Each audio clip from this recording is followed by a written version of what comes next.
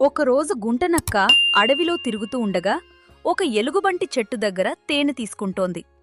తేనె చాలా తియ్యగా రుచిగా కనిపించింది. అప్పుడు గుంటనక్క తన మనసులో ఇలా అనుకుంది, ఈ తేనె నాకు ఎలా దొరుకుతుంది?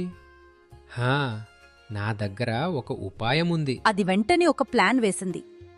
గుంటనక్క ఎలుగుబంటి దగ్గరకు వెళ్లి ఇలా చెప్పింది, అయ్యో ఎలుగుబంటి, దగ్గర్లో వేటగాళ్ళొస్తున్నారు, నిన్ను పట్టుకుంటారు.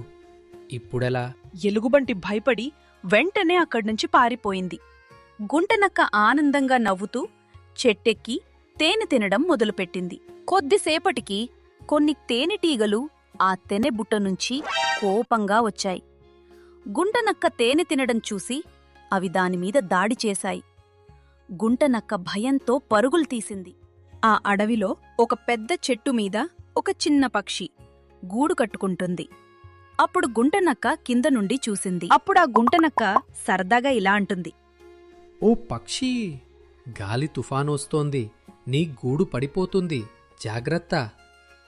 పక్షి భయపడి గూడు వదిలి వెళ్ళింది. నక్క చూసి నవ్వింది. కాని ఆ గూడు నిజంగా గాలికి కూలిపోయింది. ఆ పక్షి తిరిగి వచ్చి ఏడవడం చూసి గుంటనక్కకి కొంచెం బాధవేసింది. గుంటనక్క అక్కడ్నుండి వెళ్ళిపోయింది.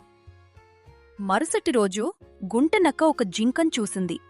జింక దగ్గర మంచి గడ్డి ఉంది. ఆ గడ్డిని చూడగానే నక్క ఇలా అనుకుంటుంది, ఆహా, ఆ జింక వద్ద ఉన్న గడ్డి ఎంత బావుంది!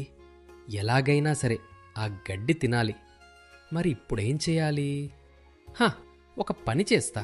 అలా ఏదో ఆలోచించి ఆ తరువాత గుంటనక్క జింకతో ఇలా అంటుంది, ఓ జింక, అక్కడ ఒక పెద్ద వేటగాడు వస్తున్నాడు, పారిపో, పారిపో, లేదంటే ఆ వేటగాడు నీపై బాణం వేస్తాడు. నక్క మాటలు విన్న జింక భయపడి పరుగెత్తింది. గుంటనక్క ఆ గడ్డిని తిని సంతోషించింది. గుంటనక్క అడవిలో ఒక వద్ద కూర్చొని విశ్రాంతి తీసుకుంటూ ఉండగా నక్క ఒక తాబేలును చూసింది. తాబేలు చాలా నెమ్మదిగా నడుస్తోంది. అప్పుడు గుంటనక్క నవ్వుతూ ఇలా అంటుంది, నువ్విలా నడిస్తే ఎప్పటికీ గమ్యానికి చేరవు. అప్పుడు తాబేలు శాంతంగా చెప్పింది, నిజాయితీగా నెమ్మదిగా వెళ్ళినా సరే గమ్యం చేరతాను. కానీ మోసం చేసేవాళ్ళు చివరికి ఒంటరిగా మిగిలిపోతారు అని చెప్పి తాబేలు అక్కడి నుండి వెళ్ళిపోతుంది. కాని గుంటనక్క ఆ తాబేలు చెప్పిన మాటలు పెద్దగా పట్టించుకోలేదు.